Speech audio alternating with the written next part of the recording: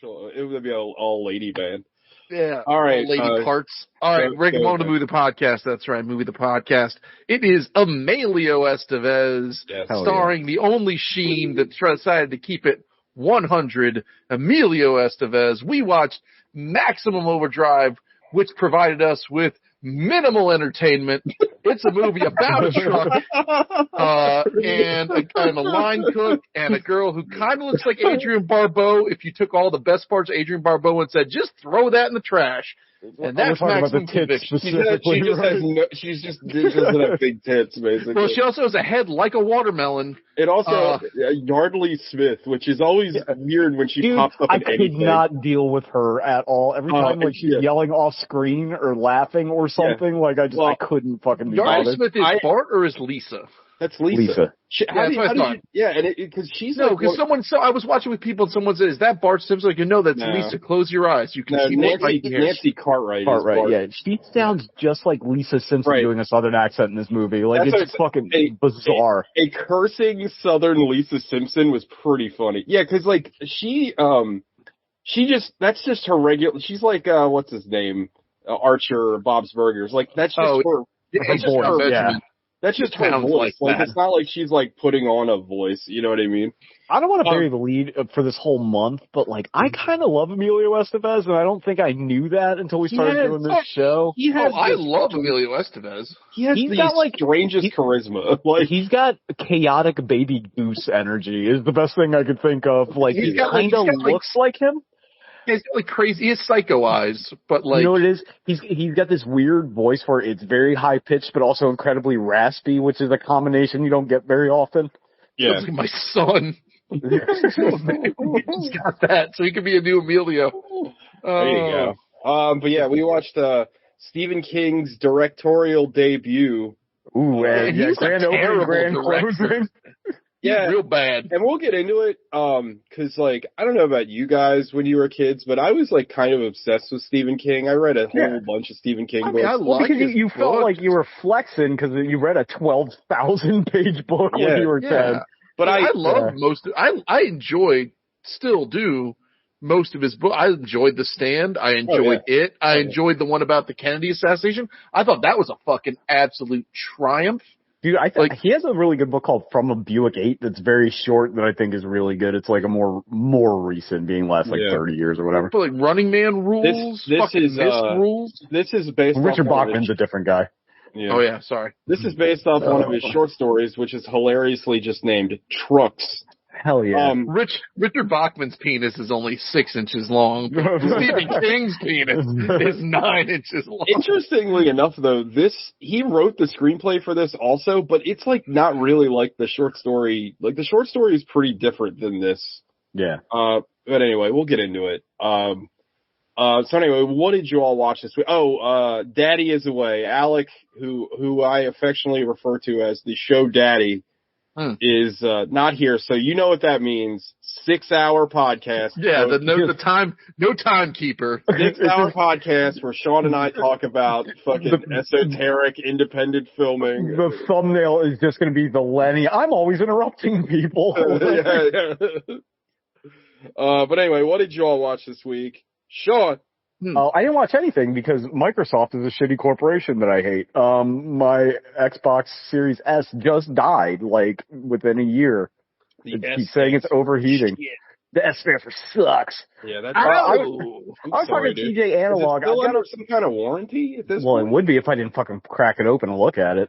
But then you got to mail it back, and it's fuck, I ain't doing all that shit. But it's I was telling TJ, I've got a Dreamcast that's 30 years old. It sounds like 2 fucking garbage disposals fucking, and I could put a disc in upside down and it would still play. This shit, if you don't have it in a meadow somewhere, it overheats. It's fucking irritating. I hate it.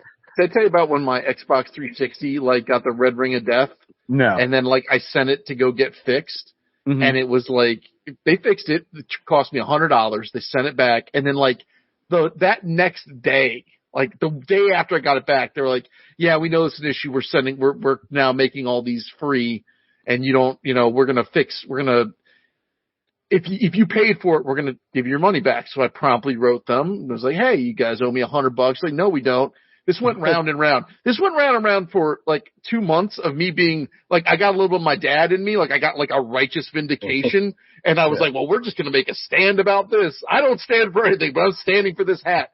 And it was, I fucking give him a load of shit. I said, fuck you, I'm done with Xbox forever. I bought a PlayStation 3 in protest just to have something to play.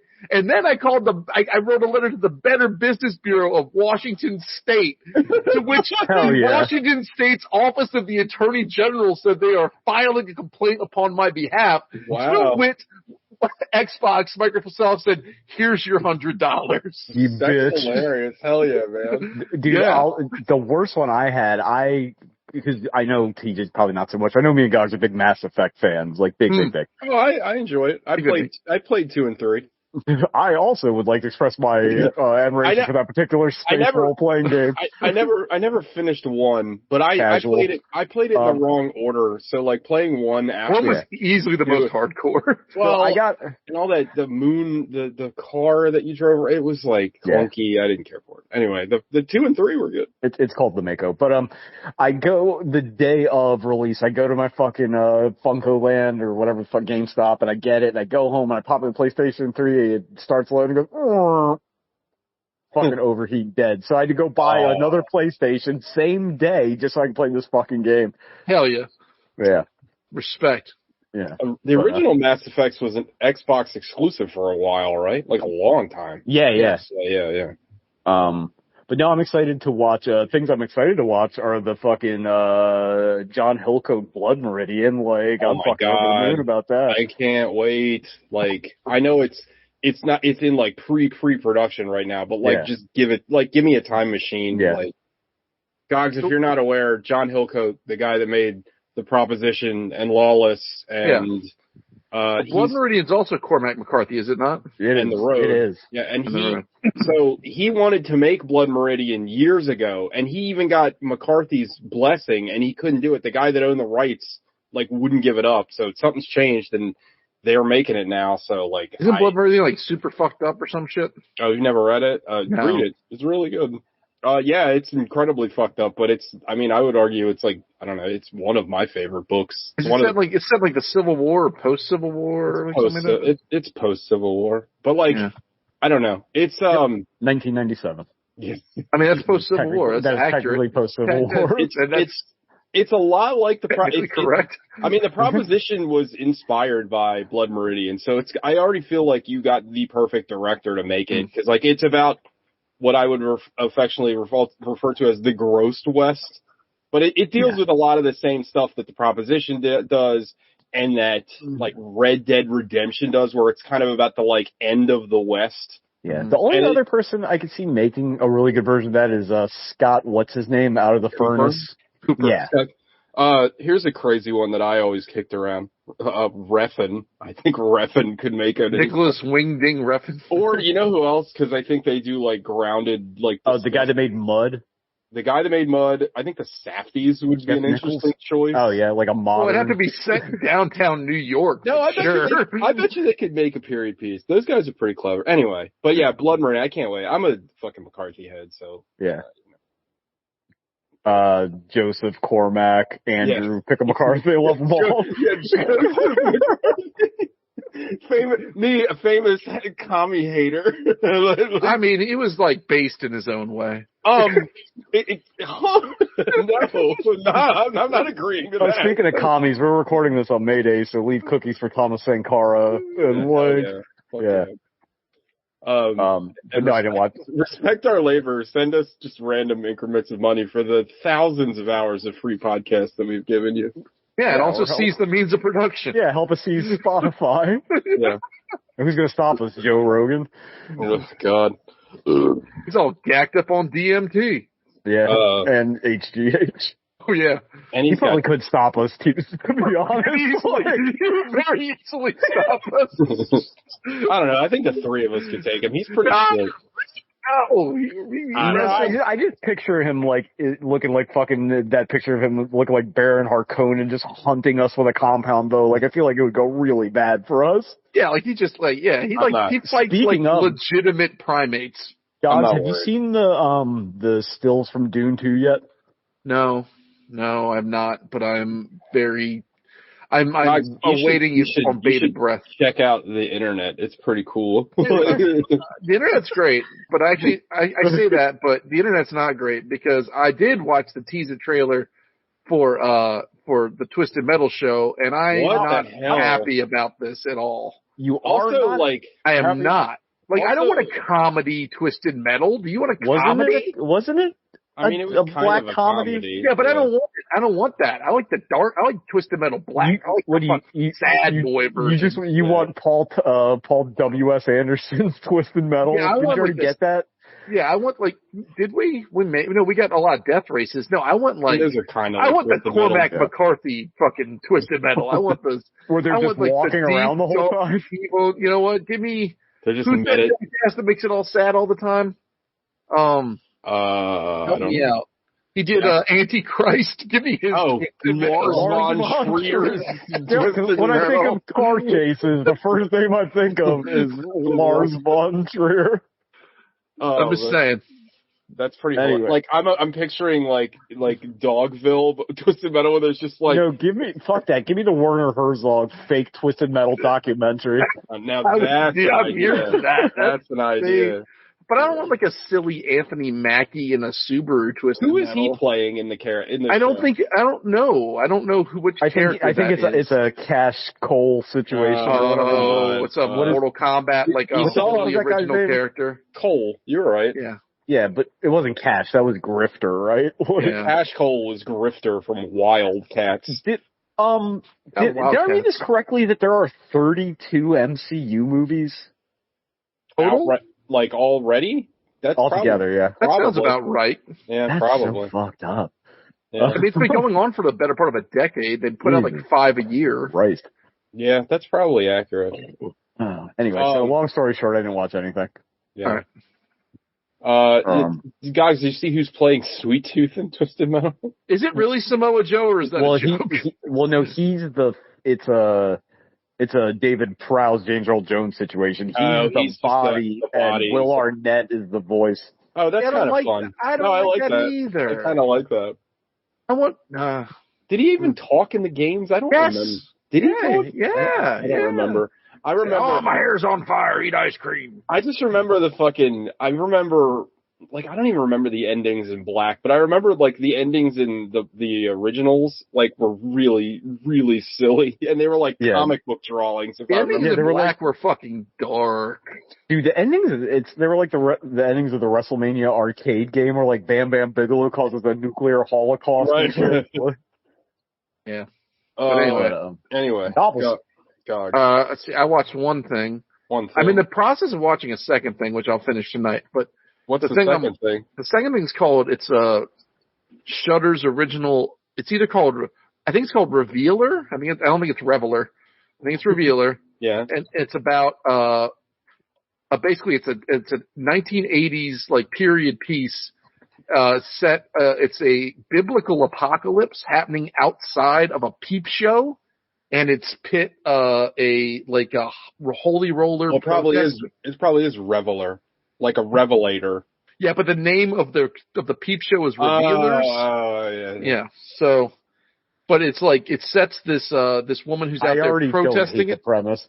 Yeah, it sets this woman who's protesting it. She's stuck inside this peep show with the stripper that she gives shit to every day, and they're trying to escape the actual rapture. I don't hate it. It's so far pretty entertaining. So I'm gonna watch that, but what I did watch to completion. That's on Shudder, you said? It's on Shudder. It's a Shudder original. I'm gonna have to check that out. What I watched to completion was another Shudder original. Huh? They should make a Ruiner movie. Did you ever play Ruiner? Oh, Ruiner's good. Ruiner rocks. So good. I fucks with Ruiner. I watched, Glorious, which friend of the show, TJ has watched. I really enjoyed that movie. I really, really like it. It's very good. I don't know. Have you seen it, Sean? No, I'll refresh my memory. So there is a eldritch horror effectively in a truck stop bathroom. Yeah. Okay. Guy's locked in there and has to satisfy it. Otherwise the end of the world's going to happen. The guy, like you think he's he's going through like he's just going through like a bad breakup, and he got really fucked up, and like he goes into this truck stop restroom, and there's basically like a Cthulhu in the toilet, and it's pretty great. And it's like this all-knowing God, and it's voiced by J.K. Simmons, and it's saying shit like, listen, there's 12 types of fecal matter on your hands, face, and chin. Would you like to know the names of the people who deposited it in alphabetical order or in chronological order? Like, it's just, J.K. Simmons is just an absolute gem. Like, he is, like, the fact that the guy who wanted pictures of Spider-Man is this, like, non-conformist, like, blob of a, like, cosmic entity on the other side of a glory hole in a truck stop bathroom, and he does it with, like, the same amount of, like, care and, like, passion that he did for, like, the yellow M&M. Yeah, well, yeah, or the farmers commercials, or the he's Oz.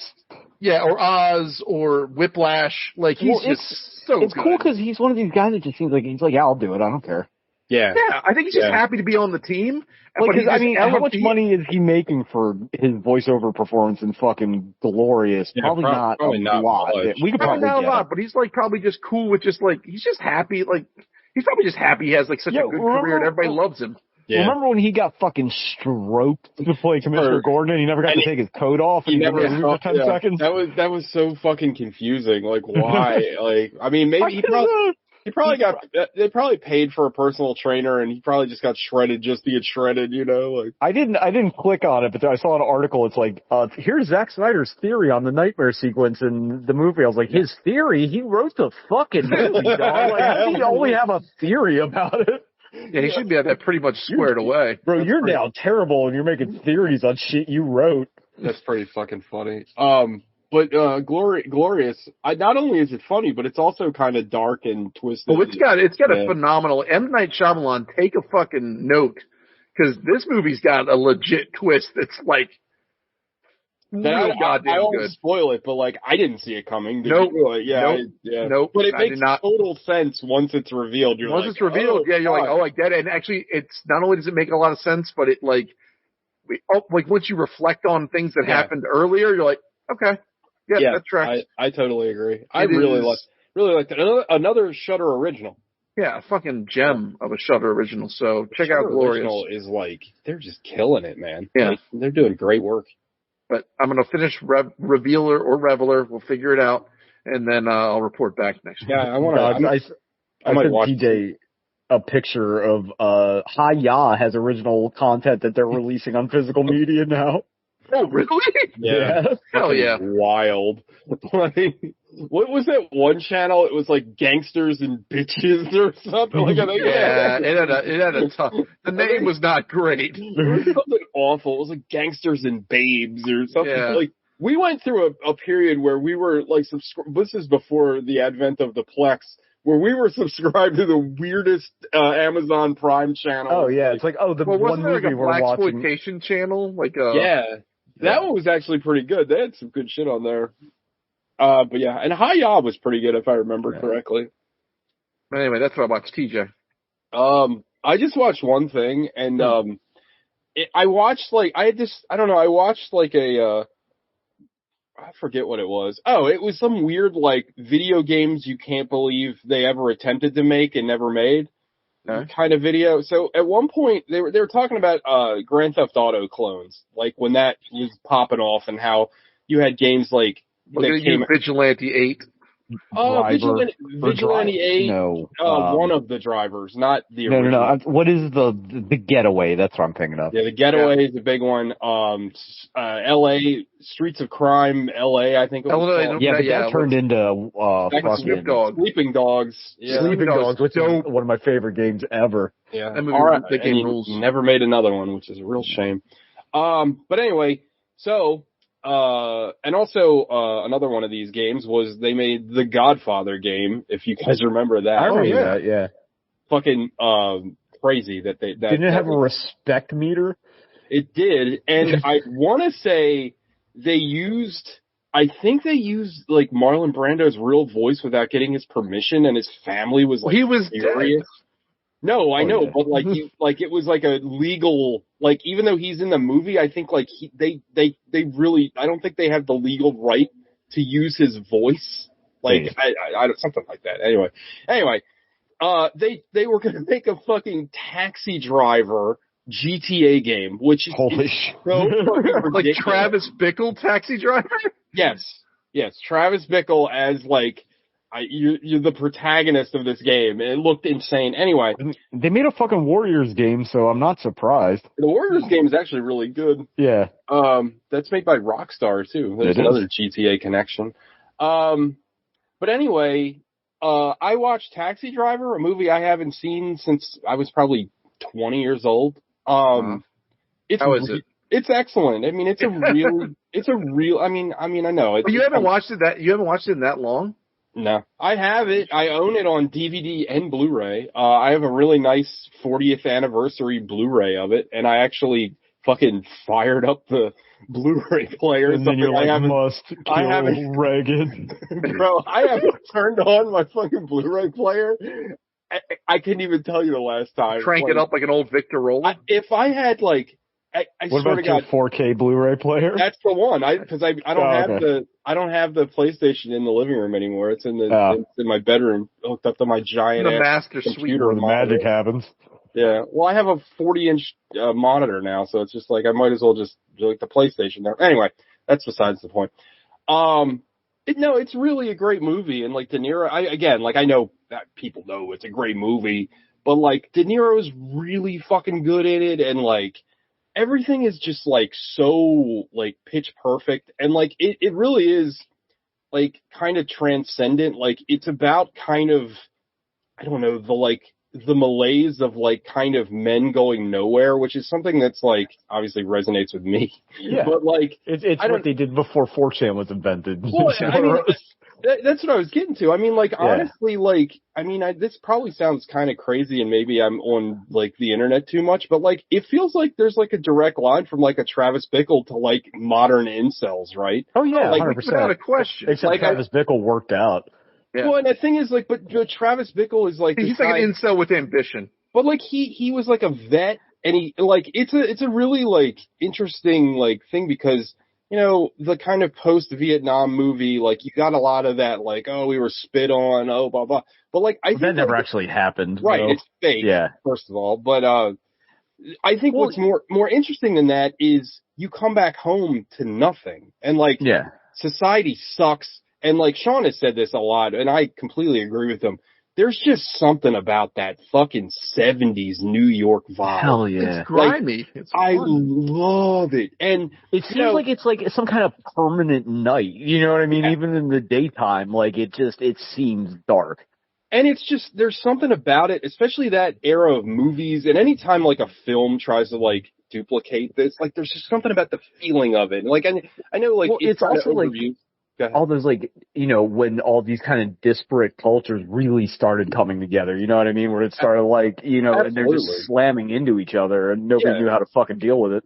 And I, you know, it's funny watching this. I guess I never really put two and two together, but like, there's like, talking about direct lines, like there's a lot of like, Travis Bickle and Rorschach, like, oh yeah, like I don't know how I never connected the two, but like it's very similar. Like his monologues about how the rain will wash away all the scum and the hookers and you know, all that. And well, it's also like, you know, it's the beginning of that like kind of examination of like vile men, but like there's he's not like an unless you're a fucking weirdo. He's not like an anti-hero. It's like, this is a damaged human being. Well, and I think like it's interesting, right? Because like, you know, there's that meme now where it's like, oh, he's literally me, where like people take, you know, they take the characters that you're not supposed to idolize and they idolize them. And I think like Travis Bickle is like one of the first of those, right? Yeah. Because like I can see someone completely miss the point of the fucking movie. And it will bring me to my final point. Real quick before you wrap it up, I just want to say it's also a movie that I think a lot of people have not actually seen but are aware of. You know what I mean? Like, Are You Talking to Me? Are You Talking to Me? Yeah, everybody knows that, but like, you know. Oh, also, am I the only one that didn't realize Albert Brooks is in the movie? Wait, who's he? Oh yeah, he's Sybil Sheridan's like buddy. Yeah. And I was like, wait, that's Albert Brooks. I thought it was Knox. It's not Knox from Batman. No, it's Albert Brooks. I mean, he's in the opening credits. They do look somewhat similar. Like Robert Wall and Albert Brooks do not look dissimilar at all. But like Albert Brooks is a guy that like I can't. Like, I only know him at a certain age, so to see him, like, super young, it's, like, very jarring to me. But it's definitely him. And I feel like, and I don't know this for a fact. It's like Stephen Lang in Manhunter. Oh, it's like 1,000%. But I don't know this for a fact, but, I mean, we all, like, I'm a big Albert Brooks fan, and, you know, he's a writer, too. But it feels like there's a couple of scenes where it's, like, just him, or him and Sybil Shepherd. And they're kind of jokey. And I wouldn't be surprised if, like, Scorsese let him, like, riff. Because, they don't really fit, like, the tone of the movie, but they were like, as soon as I was like, oh, that's Albert Brooks, like, they make a lot of sense. Like, the shit I found out about Albert Brooks when I was an adult, like, blew my mind. Like, that he's Super Dave's brother, and that his real name's Albert Einstein, and fucking, like, it's so weird. Wait, what? Yeah, their real last name's Einstein. His Jewish Christian name is Albert Einstein. Wow. Fucking hilarious. But yeah, how many lane camps on a taxi driver Sybil Shepherd? I thought you were going to say Jodie Foster. Please don't say Jodie Foster. Who I didn't know this, but I googled it while watching the movie. She really was 12 when that movie came out. Like, you know what? Like, mark me down for Elysium era Jodie Foster. Just saying. Yeah, like she never did it for me. I don't know, and especially not in Taxi Driver. No. I think an incredibly young child. Like, I think Inside Man Jodie Foster did it for me. Severe Haircut Jodie Foster is my favorite. But like, what an interesting career Paul Schrader's had. You know what I mean? He wrote that. He wrote Raging Bull. He wrote Dog Eat Dog. He's like completely unhinged. Like listening. Well, he made First Reformed. Yeah, I'm not talking about his output. Because he's still great. Like, and he made the card counter. He also made The Hills with Lindsay Lohan and James Dean, the porno guy. Yeah. No, that wasn't him. That was American Psycho guy. That was Bret Easton Ellis. Bret Easton Ellis? You sure? Yeah. You sure he didn't direct it? Oh, he might have directed it. You're right. I don't know. I'll have to look. But I think that's a fucking lunch conversation I don't want to be involved with those two. Bret Easton Ellis definitely wrote it. But anyway, back to my final thought, R.I.P. Jerry Springer. Taxi Driver is almost perfect. The ending sucks. I hate the fucking ending. The movie should end after the shootout. Like, there's no reason why it shouldn't. Like, it has that amazing tracking shot of, like, after the cops come in and it, like, you see all the chaos, and they do that cool thing where they, like, you're at the top of like, you're on the ceiling and they cut the door out so the whole thing, like, goes. It's fantastic. Like the 70s were just the best for movies. Like, I mean, I don't think that's arguable. When we go back and like we watch like Dog Day Afternoon and stuff. By the way, that movie is called The Cannons. You're correct. It is written by Bret Easton Ellis, and I was correct. It is directed by Paul Schrader, which is a fucking nightmare blunt rotation. Yeah, weird. Starring James Dean, the porn star, and Lindsay Lohan. Yeah. Familiar with both their work. But anyway, Lindsay Lohan famously, like, I guess didn't get along with James Dean and then said he had a small dick, which is like the weirdest. Provably untrue. Demonstrably. Well, it either speaks to the caliber of penis she's seeing, or like. She's only seen Lex Steele. Like, that's the only thing. If James Dean has a small dick, then, like, there's literally what are we doing here? That's a whole Dr. Manhattan, like, world's strongest ant thing going on. But no.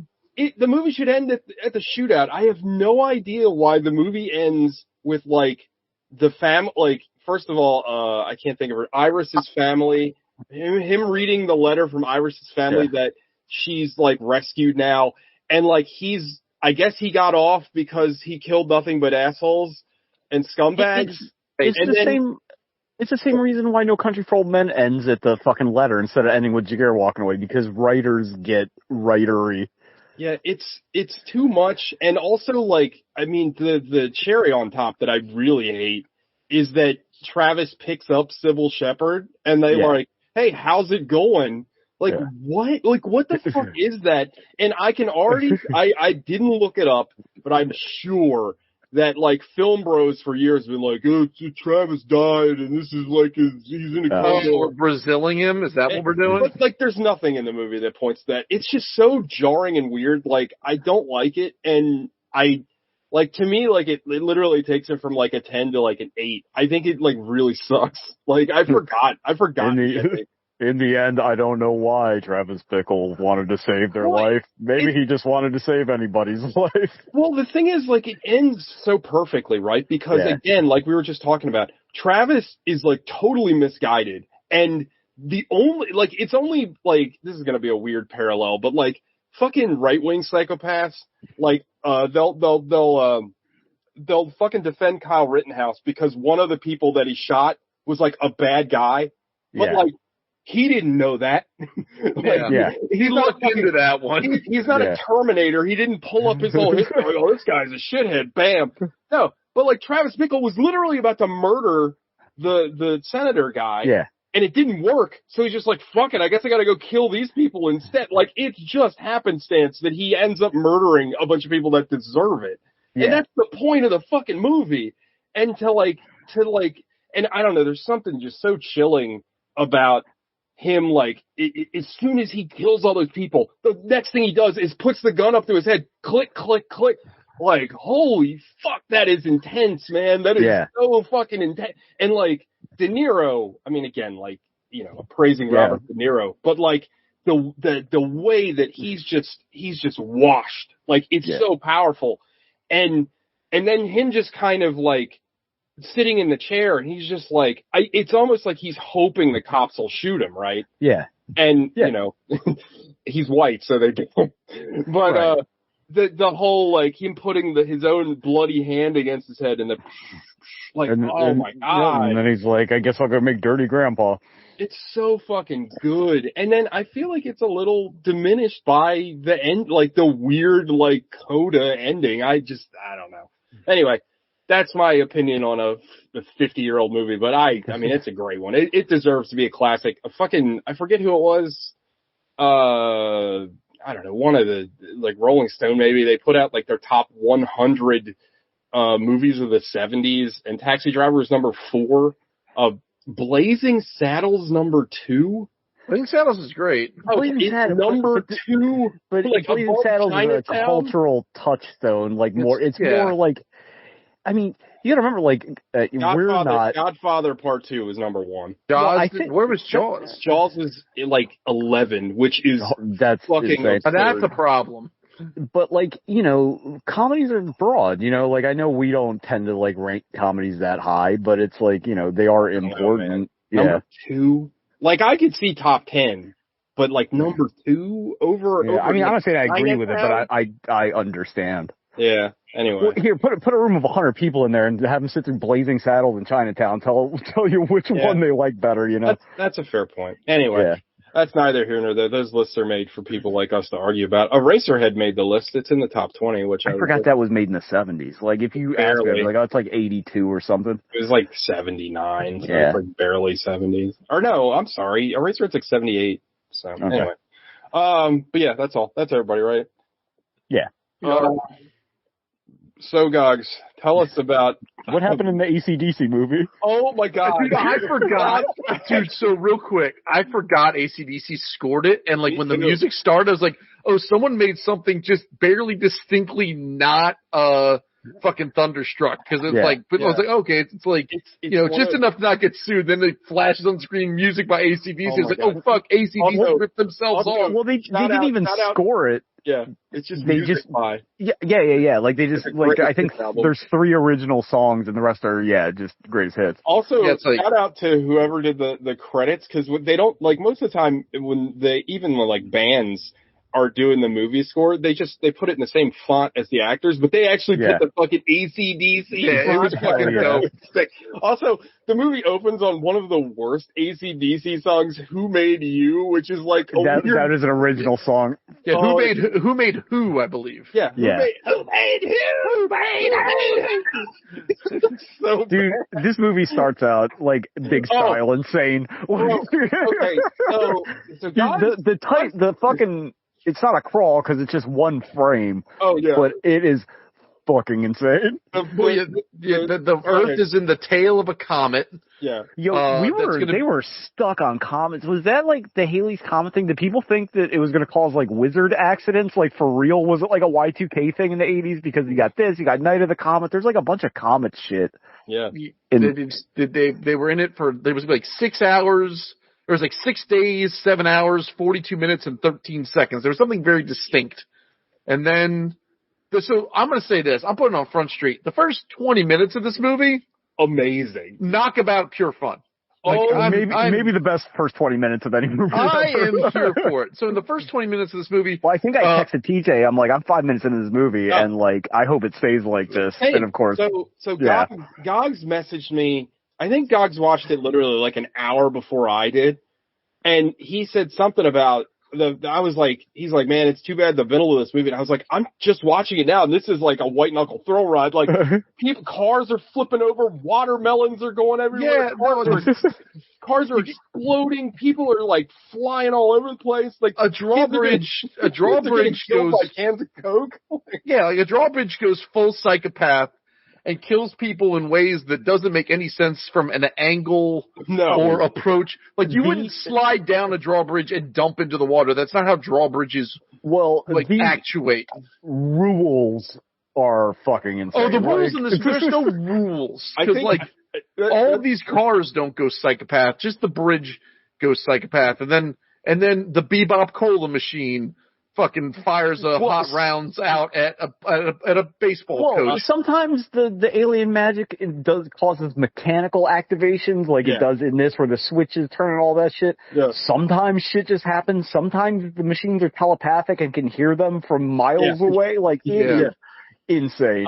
Also, like, one of my favorite parts, specifically about the beginning, but it kind of is a thread throughout, is how seemingly impossible, like how's a Coke machine gonna kill you? I don't know. It'll just keep firing Cokes at you, like at incredible velocity. Like, they had to think of reasons. Like, there's one part where an electric knife just goes, like, and literally she cannot get away. Just put the knife down. There's people are getting strangled. A step. People are getting strangled by the cords of Walkman. There was people were just getting got by lawnmowers, sprinklers. Because Stephen King is doing Keith Richards levels of cocaine when he's writing this. It's a movie that it's thematically a science fiction movie, but this is all magic. It's 100% sorcery. Yeah. There's no connecting thread here. But anyway. Also, whatever. We're already way off the script. So in the book, in the short story, it's called Trucks because the only thing that goes crazy are the trucks. Okay. That makes more sense. And, they do the same thing in the movie, but so the short story ends with them gassing up all the trucks till the end of time, and the guy sees planes. That's kind of dark. The guy sees planes flying over, and I think the last line of it is, I wish I could believe there were people in there. So you see the plane flying in this movie too. So it's like Cars. Like the movie Cars, but planes. Oh wow, is this the same universe? It may be. So in the short story, all technology didn't go crazy. Also, this reminded me a lot of the Treehouse of Horror Simpsons with the Y2K thing, where traffic lights shooting laser beams and all kinds. I don't want to undersell the fact that later on in the movie the trucks have temper tantrums. Yes. Honk. Yeah.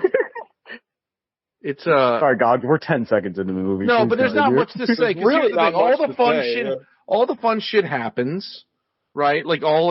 Technology runs a fucking muck. People are getting lawnmower manded to death, and then some of them are getting lawnmowered to death. Some are getting lawnmowered, and then people are just busted out of their car windows for reasons, and child gets run over by a steamroller. A steamroller who's, if you watch because I watched it again. Not the whole movie, but I watched that scene again. Yeah.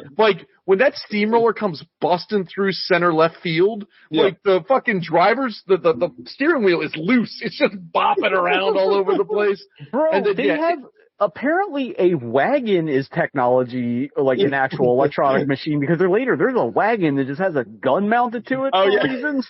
Yeah. Oh no, that's taken over. It was like they took like a Jeep and like flat topped it and just put like a M60 on it. Like it just looked like a fucking like a landscaping wagon. Like I didn't realize it had any kind of electronic or motor parts except for the gun. Well, if you took like a gator from any sort of professional stadium that you would normally do the groundskeeping with, and then armed it to the teeth. Also, did they establish what that thing was prior to it just showing up? Because no, but it was the best friend of a bulldozer. Yes. Yeah. Which is touching. So anyway, the machine gun wagon is the no peace alien from Independence Day.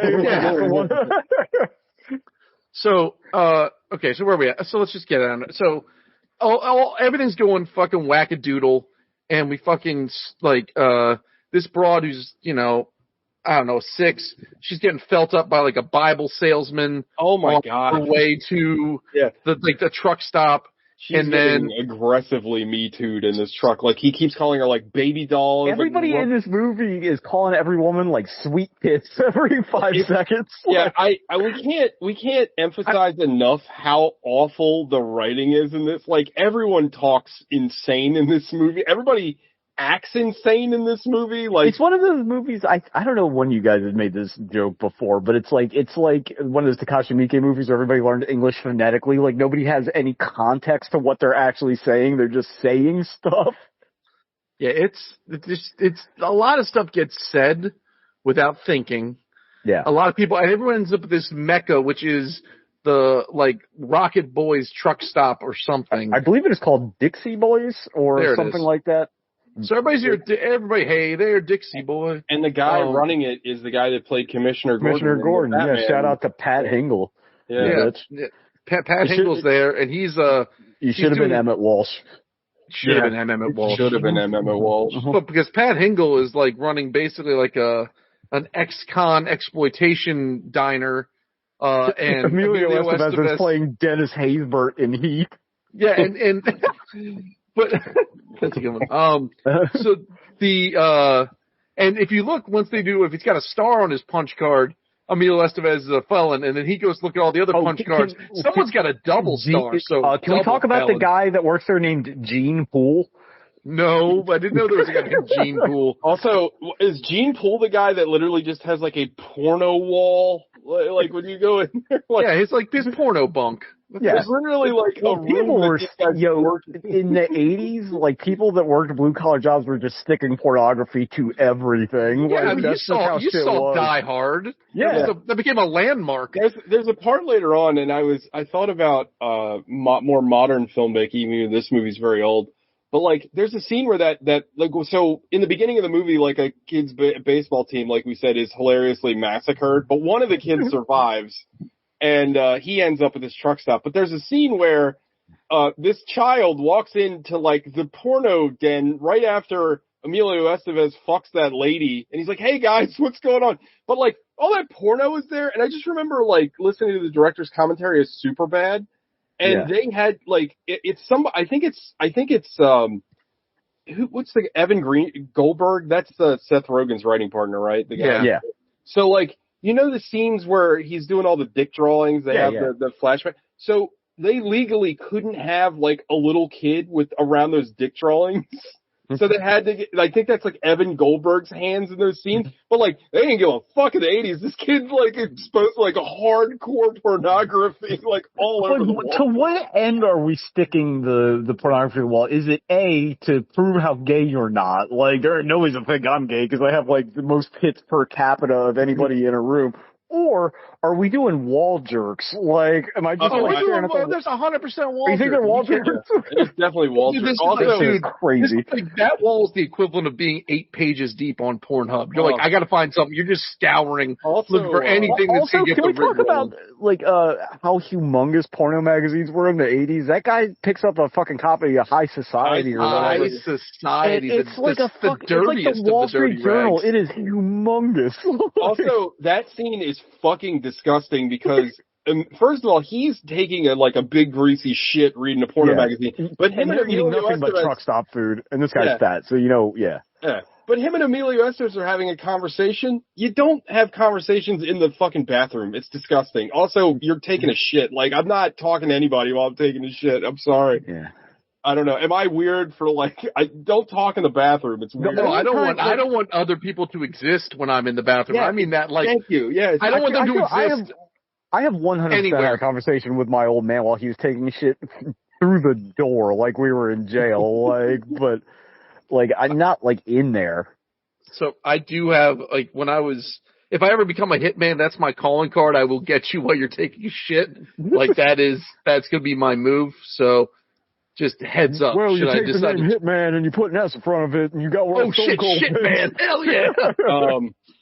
So anyway, with the truck stop is established. Then we have a young Giancarlo Esposito playing arcade games. Yeah, and I was like, when I saw it, I was like, is that Giancarlo Esposito? And then people were like, I don't think so. And then I had to wait to the end to make sure I wasn't racist. Who were you watching this with? I was with my buddy Andrew. Oh, and my buddy Mike. Oh, damn! Look at you. You don't invite your buddy TJ over to watch movies anymore, but you're real friends. I see how it is. Anyway. Oh, Jesus Christ with this. Mm-hmm. Well, also, what's his face from The Wire? Fucking not Bill Moseley. What the fuck? Chief Burrell. Yeah, no. He's even the crazy clown. I forget what. Oh, that's who that. I could not place. I knew that actor. I could not place where I knew him from. Frankie Faison. That's his name. He's also the cab driver in Coming to America. Yeah, or the landlord or something. The landlord. Yeah, he's the landlord, and he's got. He's driving the crazy clown malt liquor truck, which is the titular goblin truck that we see. No, that's the Toyland truck. Yeah, I know. I'm just saying crazy clown malt liquor. What? Why were they so enamored of that Green Goblin thing that they actually paid for the rights? Because it does not factor into the movie at all. I don't know, but it is sick. I mean, you got it. They paid Marvel for the rights to that? Yeah, they had to. Yeah, but you got to remember, was it just for the vibe? In the 80s, Marvel was on their ass. Was nothing. Remember, Canon bought the rights to Spider-Man for God's sake. So But I will say that, that Green Goblin, we've talked about this a bunch of times on the show, but, us comic book fans growing up as kids, I was so desperate for any kind of comic book content that, just having the Green Goblin truck, I was like, well, this counts. I think you mentioned it before. It was like Mallrats when you talk about Punisher War Journal. Oh, my God, that's a thing that I have. Oh, fuck Christ. Mallrats, the first line in the movie, Mike Allred, of all people, the fucking creator of Mad Men, says, oh, I love Chow Yun-Fat, but I don't know if he'd make a great Madman. You know how fucking excited I got when I heard Chow Yun-Fat and fucking, Mike Allred. Chow Yun-Fat Madman, though. Yeah, I mean, it was crazy. And even, in that movie, when they're going through the comic books, nobody talked about fucking comic books back then. Now it's, fucking obnoxious, but, it was very endearing back then. It was different, But yeah. Well, anyway, they all get to the truck stop, and then everything gets boring. Even though not M.M. Walsh has a prepper bunker, chock-a-block full of law missile launchers, and the law missile launchers are shooting Your Chinese man is sky candy. Your man is hip firing that missile launcher. Everyone's hip firing these missile launchers, and they got he walks in with just a Lucy missile at some point. Hell yeah! There is no regard for safety. I realize this is the South, and I'm around these people, so can confirm. But it's just if you shoot those things out, you're gonna go deaf. They're incredibly loud. Disagree with Gogs where it gets boring because this motherfucker just starts hip firing a rocket launcher. Also. Hilarious. This is before really all the shit hits the fan, but the pumps are also electronic, I guess. So the gas doesn't come out, so the guy hilariously looks into the gas. Yeah, you don't look down the barrel, and he catches a load right in the face.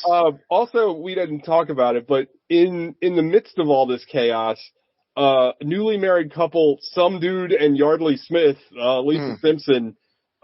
They show up in the mix. They get assaulted by a tow truck. Well, before I forget, can we also talk about how he is aggressively finger blasting Lisa Simpson at that fucking diner table? Yeah. And I guess he's jerking him off and misses because the table gets hit. Yeah, it's very odd. Also, so at one point, so they get chased down by a dump truck or something? A tow truck. They fucking break their ankles like Allen Iverson, and the tow truck flies off the fucking side of the road and explodes. So they get to the truck stop, and at that point, the truck stop is just being constantly circled by all these big rigs, like the big rigs. It's fucking hysterical. Yeah, which is really funny. But he's like, you see that break in there? Like there's a gap between some of the tow trucks. He's like, so when they go around, I'm gonna gun it and I can make it right through. And they could not be they're like possibly the slowest car I've ever seen in my life. Like how the hell did it? Well, they're driving like a 72 Deuce and a quarter. Like, yeah, it's a K car, and it goes ass over tits, lands on the roof. Everybody gets into the building. Everything's fine-ish. Like the apocalypse, like for all intents and purposes, the techno-apocalypse is happening outside. Yes. But fucking Emilio Estevez is still slinging breakfast. Like people are still eating food. I kind of love that. I loved how like fucking like mundane this apocalypse is. It reminded me a lot of like a really dumb version of Miracle Mile. Yeah, like well, people are just like, and there is an impossible amount of people in this truck stop. Like there's like 40 people in this truck stop. I was gonna say, I feel like we don't get this very much anymore, where it's like the apocalypse with the ragtag band of just kind of like sheltering in place. But I guess that was the whole thing of what The Walking Dead was. But I don't know, Mist. Much, that was. But it's great in The Mist. Like, he's this is his bit, I suppose. But anywho, Well, now the rest of the movie is about like the guy who gets blinded gets smooshed, and then that was his kid at the baseball game. So he shows up to his dad's truck stop job, and then they're like, all right, I know Emilio Estevez through, I guess, prison knowledge knows about some fucking Luddite island off the coast of North Carolina where technology is forbidden. So he's like, we can just take a sailboat there because I know how to man a schooner. And so you guys grew up with rednecks. You know they know how to do fucking everything. Oh, yeah. I mean, but not well. Bro, I was thinking about it. I was like, I bet you I could go to my neighbor right now and be like, Rob, we got to liberate this guy from some evil trucks. And be like, all right, shit, let's go. Like, I mean, they're down for fucking whatever. Well, I mean, I'm not saying they're not down, but I think sailing's a whole, but it doesn't matter. So they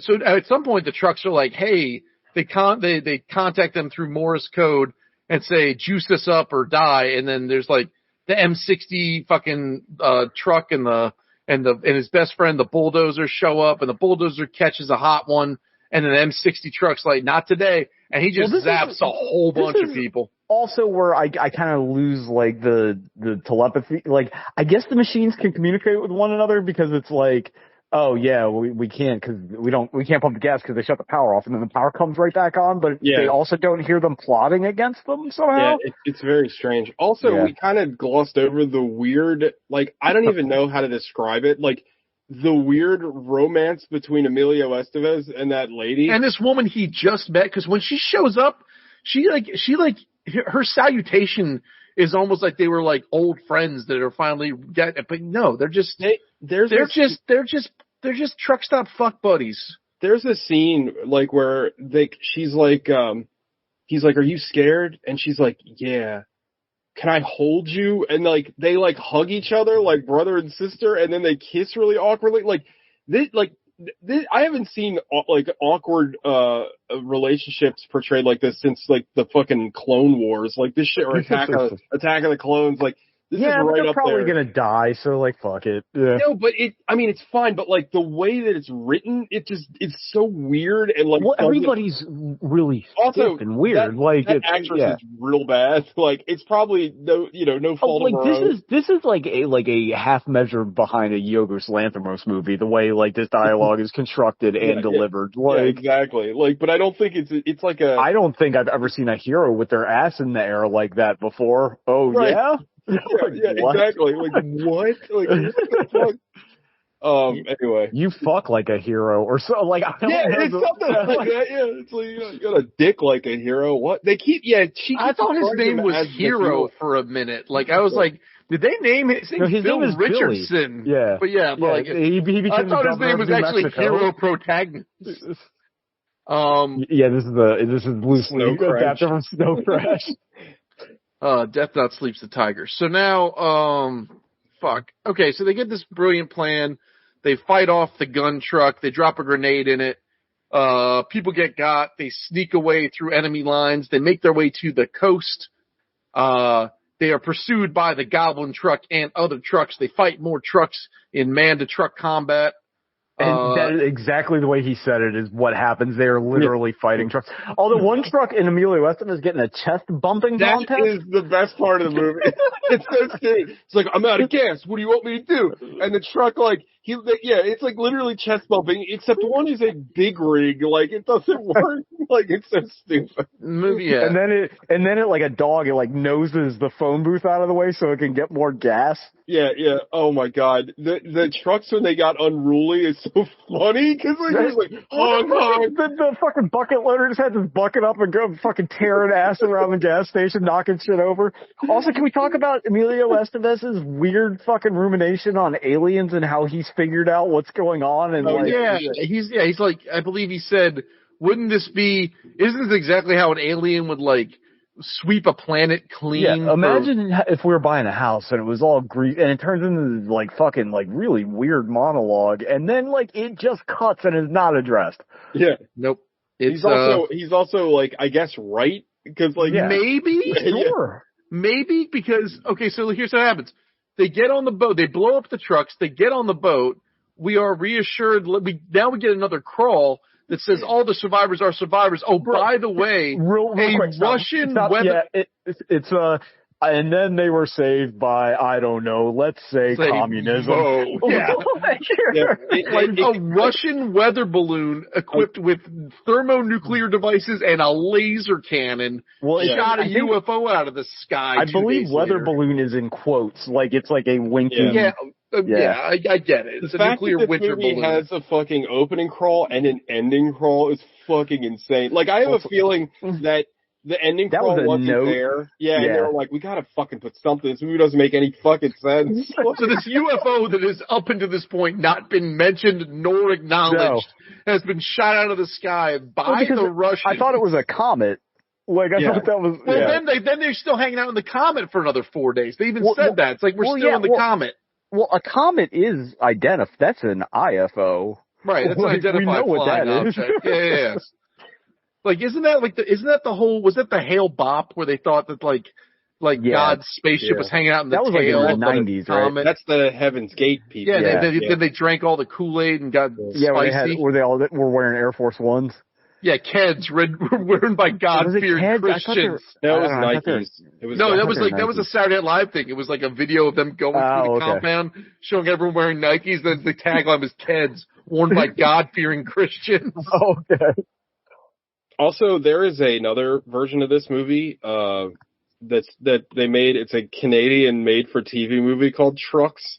I would love to know what the fuck that looks like. It's also, the title doesn't have anything to do with the movie, which is fine. But someone says Maximum Overdrive. I am so glad you mentioned that. That is part of that really awkward scene where they hug each other, where she goes, now that every piece of technology has gone into maximum overdrive. Like, that was it. Also, who says that? Like, who has ever uttered that phrase in their life? Like, yeah, like I figured we got the phrase maximum overdrive from the title of the movie. Like, I didn't think that it was your electric carving knife is in maximum overdrive? Like, do they? It's got a turbo button. Please talk about the fucking waitress when she gets killed. She's like, "We made you. We made you." She had like two full blown panic attacks over the idea that these machines we created were revolting. Don't you understand? We made you, and then she gets gunned down. Oh yeah, that thing gets loose. Oh God. Yeah. This movie is fucking great. It's so stupid. This is one of the stupidest movies. It's dumb. But it might be the stupidest movie I've ever seen. Us talking about it right now makes it sound more fun than it was. I don't know. I did have a good time. I think I might be on an island because I really, really enjoyed this movie all the way through, even with the weird, slow parts, because the weird, slow parts are fucking insane. Like, there's a guy, they're having a 20-minute conversation while a guy's taking a big fucking, Western omelet shit. Yeah. There's the bizarre fingering thing. There's, the guy who's just hanging out on the bulldozer. I don't know why they left him outside. I forget. But it's just like, hey, man, how you doing out here? Pretty good. How are you doing? Also, we didn't mention it, but we said earlier how these things don't have any rules. Well, Giancarlo Esposito, who is like a punk kid playing pinball, like the pinball machines just like smash, and then one video like game, Emperor Palpatine him. Yeah, I thought that he was going to get possessed. I was like, oh, is he going to become like the bad guy from Superman 3? But one of the video Superman? games, yeah, remember Superman 3? Yeah, but isn't Superman the bad guy in Superman 3? No, remember when the lady gets sucked into the machine that Robert Vaughn invented, and she gets turned into a robot? But doesn't he go evil too in that? Oh yeah, because he gets tar because like Richard Pryor made bad kryptonite. He smokes too much or whatever. Yeah. But like, there's like a weird like Silver Shamrock thing that happens, like subliminal arcade machine like symbols. Like I don't know what the fuck that was. He's playing Polybius. Oh shit, dude, not Polybius. Yeah, this movie is something else. Stephen King should have made more movies. It is the single worst directed movie we've ever watched. Like, I mean, that is a total compliment. I totally forgot my favorite part, like, the fucking beginning of this movie. When they go Stephen King's cameo? Yes, but then when they go to the bank, and the bank has, like, the crawl where it's, like, the date and the time, and then it just says, fuck you. And then, like, hey, this machine told me to go fuck myself. Or no, it's calling him an asshole. ATM's called me an asshole. That shit was fucking hilarious. Asshole. Yeah, and it was. How about when they pull up to the drive-thru and it's just like, humans are here? Like, these things have not spoken before. And like, also, not for nothing, I know this is like space magic, but the drive-thru doesn't have an automated speech function. It is just a speaker. Like, somebody has to talk into it. So what is going on? Well, again, like it can vibrate with electronic signals. So I guess the limitations of these machines are wild. Like, you know what I mean? Like, it's like, again, that all I gotta say is the electric knife. Like, just drop the knife. It's on the floor, and she's just letting it. I think she just wants to go home. Right. Like, I'm like, fuck it. Like, I'm just gonna take it. All she has to do is literally walk a step. Yeah, no, they're just gonna beat it with a hammer as it's wildly vibrating on the floor. Also, smashes it with a hammer. How many fucking turkeys are they carving at this restaurant that they have? You ever been to a fucking diner in your life where somebody just walking around with an electric carving knife? No. Well, they were outlawed after this movie. Oh, fair. Like lawn darts. Yeah. Right. Like, they were like, we can't have a maximum overdrive situation. What if we all get maximum overdrive? Yeah. That many a truck stop lived in fear of this film for a long time. Are fucking mad that there's no gas. Like, it's like, we ain't got no gas, and they're all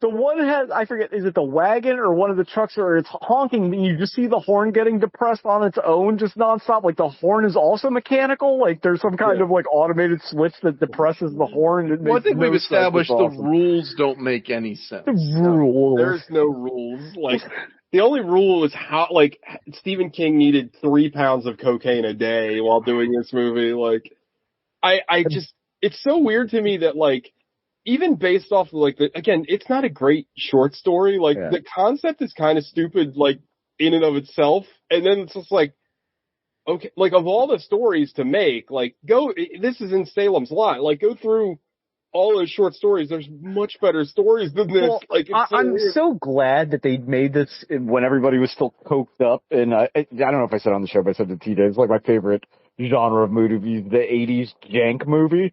Because if they made it in 2004, there would be another 40 minutes establishing the aliens and the backstory, and they came from their own truck planet. And it would fucking it explains nothing, and it's better for it. Agreed.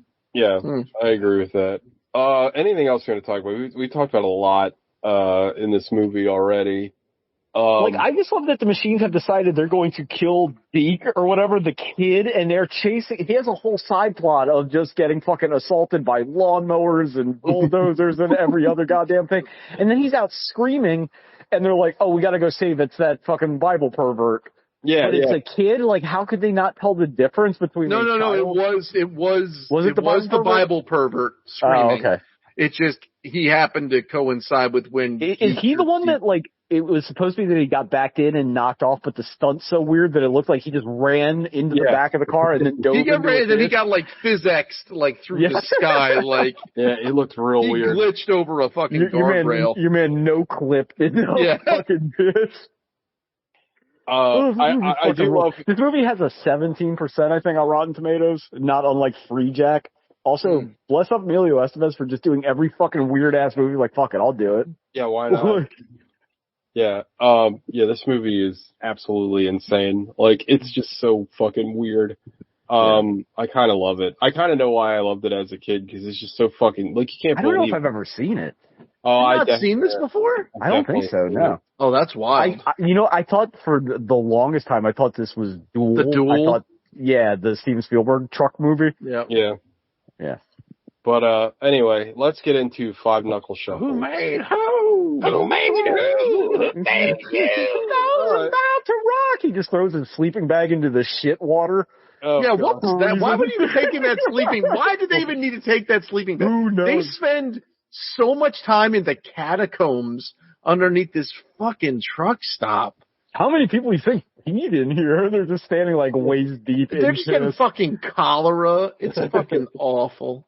Andy Dufresne was my friend. Like, it's like, how do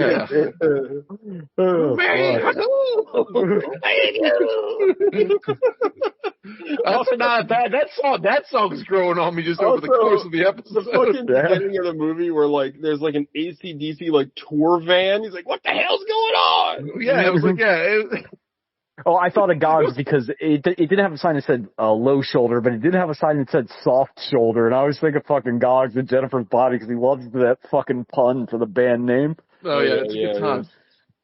All right, Five Knuckle Shuffles. Gogs. 4. Oh, you're boo. Hey, whatever. I don't care. I don't like. It's like despite all the fun we're having at its expense, like I was just like I love the first bit of it, and that's probably the part of the problem. The movie shoots its proverbial load, like, immediately, and then the rest of it's just sort of, like, it's kind of, like, all the parts that, once you're at the truck stop and established at the truck stop, and I think they're trying to show a passage of time, because I think this takes place over, like, 3 days or something.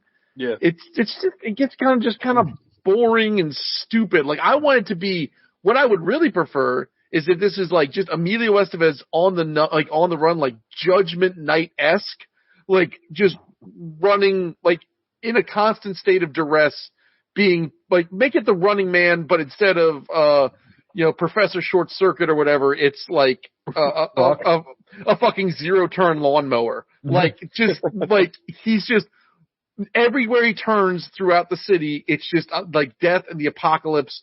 And then there's like a weed whacker is coming after him. I don't know, man. There's something like very menacing and also incredibly hysterical about these trucks just for no reason. Driving around this gas station. And then they sent out an all call, like trucks were awaking from their slumber, like throughout the entire countryside to come to presumably the only truck stop in all of North Carolina. Like then it's like, are you led to believe that they're the last survivors on Earth and therefore the last human slaves that can pump gas for these people? Maybe. Yeah. That's a better movie. I mean, who's to say it's not this movie? You don't know. I don't, but I need to know because I need to be spoon-fed everything because I'm an idiot. Like I said, the story ends with like them basically like stuck pumping gas till the end of time, which is kind of the idea. It ends like Animal House, kind of. Like, it ends like Dawn of the Dead remake. Like we're just gonna get on a boat. And we'll see what happens. And maybe the trucks. And like, what's keeping a boat's a machine? What's keeping the boat from going, hey, dickhead? Well, I was trying to remember, did any of the cars go crazy? No, the cars were all very even and tempered. It was just the trucks. But it wasn't just the trucks. But it wasn't just the trucks. It was every other piece of technology. So yeah. Cars were like, yeah, fuck it, we're good with you. Crazy. Right. Like technically a bike's a machine. Bikes don't care. Planes are the trucks of the sky. I don't. Trucks are the planes of the road. Oh, fair. Because planes came first. Yeah, because planes came first. True. Right, and then everything's the truck of the ocean. Those are boats. So yeah. But anyway, it's a 4. Truck of the ocean. It's not great. I like it's not immemorable, and it's not heinous. It's a 4 or maybe it's a 7, but I feel like it's so Sean. It's an 8. I fucking love this movie. Like it's like it's so impossibly janky, and Gogs is right. It comes out of the gate. It's like maybe I just have a higher tolerance for this weird meandering in 80s movies than I do in present day, where I'm like, oh, this shit's not fucking done in 70 minutes. I'm out of here. But like, this movie is also very short, by the way. It's like barely not. I think it's under an hour and a half. Like, I don't know if we've expressed how just bonkers this movie is, but it is very bonkers. Like, nobody knows what's going on, why it's going on, and Emilio Estevez is just like, yeah, an alien house cleaning. Everybody's like, whatever, you fuck like a hero. Why's your ass up? Hey, Lisa Simpson's getting fingered. Let's go save this kid. The truck got mad at me and yelled. And then, like, they're like, the fucking bucket loaders, just like that, the temper tantrum.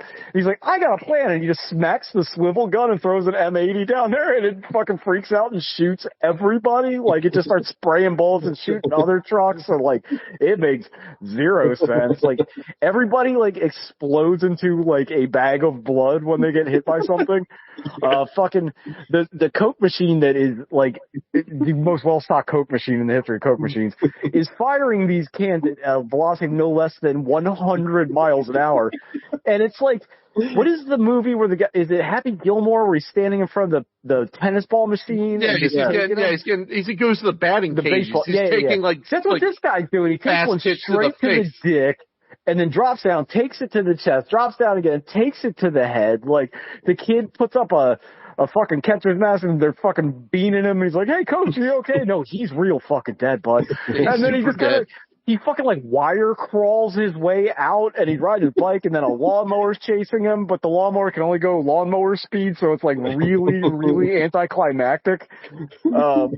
The fucking gas pump that like decides that it's a mechanical object now, and just like, not the pump part, but just the hose. Fucking like the fucking porno collages, and like you better not, Lisa Simpson's weird small face, like she's like that Dick Tracy villain small face. And it's like, you better not make me a widow on my wedding day. And he's like, I won't. And then they're like, thumbs up and Rambo. And then they take a sleeping bag to throw in shit water. And like, they just wander. The movie just wanders off for 20 minutes. Yeah. And then comes back. And the trucks have like, we've discovered that they can speak English through a speaker. So you think one of the, 6,000 radios in this truck stop they can use. But no, they decided to go with Morse code. Luckily, somebody just knows it.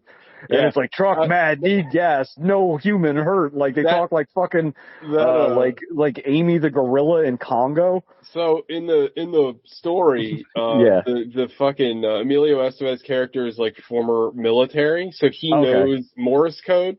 All right. But in this, the little kid's like, oh, I just took Morse code in fucking Boy Scouts. And it's like, oh, like, cool. Sure. It's like the truck's like, yeah, come gas us up, even though we killed everybody, we won't kill you. And Emilio says like, I don't know why, but I believe him, yo. Right.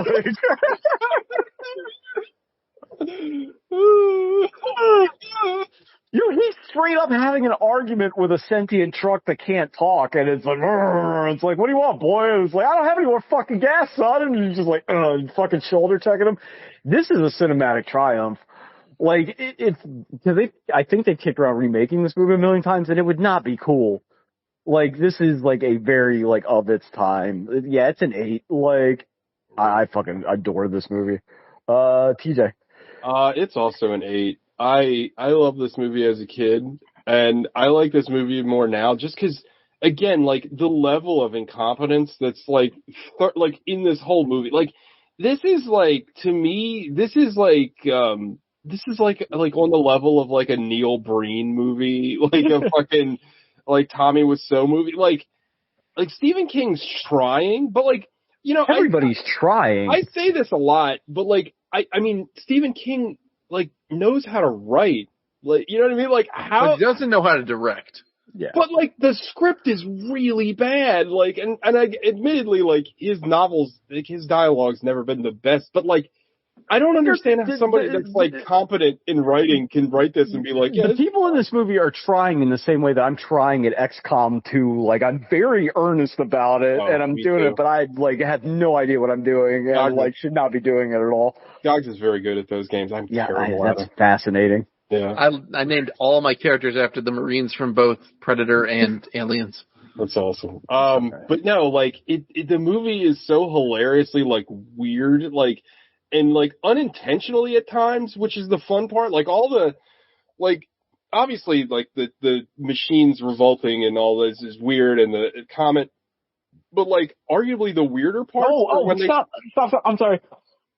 I missed my favorite line, and it's like, it's not our planet anymore. And Emilio Estevez goes, "Was it ever really?" Yes, bitch, yesterday. What's the point of the movie? Like, who 6 hours before. This was clearly our planet. What the fuck are you talking about? This movie would be made better if someone was just like in the movie constantly saying that to people. Like, the fuck are you saying? Like, just someone who's like brings them back to center. Like, what the fuck are you talking about? I think like the funniest parts, but what I was saying is I think some of the weirder parts of the movie are like what are trying to be like emotional beats. Like they just don't make any fucking sense. And like the characters are like super weird and I don't know, man. It's a lot of fun. And they get the whole like band together, and you think like each, the language of cinema tells us that each one of these people is going to be important in some way, but nobody does anything. Nobody does a fucking thing. They are all like, even Emilio Estevez is fucking worthless. Like they're all like suck, and like the whole conceit of like all this technology going wild, like the lengths they have to go to make the technology seem like dangerous is kind of fucking hilarious. Like. But also, like, what is the truck's end game? It's like, okay, we got gas. Now, what do we just exist this way? Like, what is, like... Right. Well, yeah, and also, like, the gas is gonna, like, run out, right? Yeah. Like a truck, it's just gonna keep, just keep driving? Like, what do they do? Like, it's stupid as hell. I love the idea that this is the genesis of the Cars dimension, though. Because that is kind of great. That's kind of like fun and horrifying. And like how great would it be if like they made Cars 3 and they cut like the last scene is like they land on there and it's like, you bastards, like they go to their church and there's just like the goblin truck is like crucified like up on the it's like Emilio Estevez his hip launched his fucking rocket launcher. And this is when Gobbo died for our sins. Yeah. And I love the fucking Green Goblin truck. Like, how could I not love the Green Goblin truck? Like, it doesn't make any sense. But it's like, not any more powerful than any other truck. No, but it's got the Green Goblin. Arguably less powerful. Yeah. Yeah, it's pretty great. But yeah, I don't know. The internet thing is trimmed out like a 1970s fuck palace. It is just like patent leather and just wipeable surfaces. Yeah, this movie's a lot of fun. Like, I don't know. It definitely does slow down in the middle.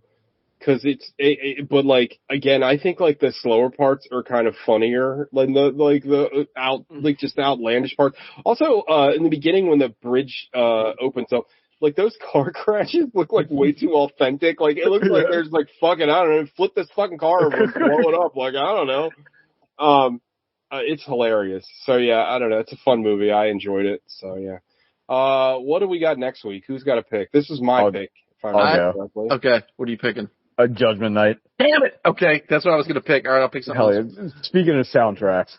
No, hands down, one of the best soundtracks it's up there with The Crow. Is Who Made You on that soundtrack? Who made you? No, but it does have a song with Del the Funky Homo Sapien and Dinosaur Jr. Hell yeah. I remember that. Like the fucking Judgment Night and its sexy sister film, which we got to figure out a way to watch, Trespass. Yeah. The best song on the soundtrack, though, I'm going to say, is De La Soul and Teenage Fan Club, Fallen. Yeah, it's a banger. Yeah. All right, I'm looking forward to that. I haven't watched that movie in years. Yeah. Stephen Dorff's Judgment Human Night. Blood Tornado. Radio. Some motherfuckers want to someone always trying to ice skate uphill. Stephen Dorff. Hell yeah. You'll never be a pure blood false. Oh, fucking daywalkers. Anyway. Dude, if that other Blade movie ever comes out, we can do a Blade month. Yeah, that's true. It'll be 4. We could just watch 4 episodes of that Spike TV with show. Sticky Fingers? Sticky Fingers, yeah. Apparently it's real bad. I watched somebody. Oh, you don't say. Somebody on YouTube I watched it. It was Prim.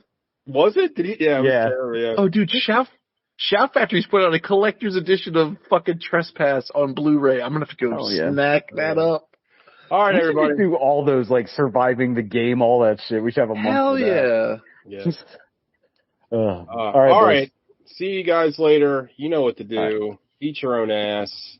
And, that's it. Yeah. Fuck Steven Crowder. Yeah, just, suck one. Yeah. Suck one for the boys. We're taking that fucking very dangerous stance of dunking on Steven Crowder. Yeah. Fuck that guy. He sucks. Yeah. All right.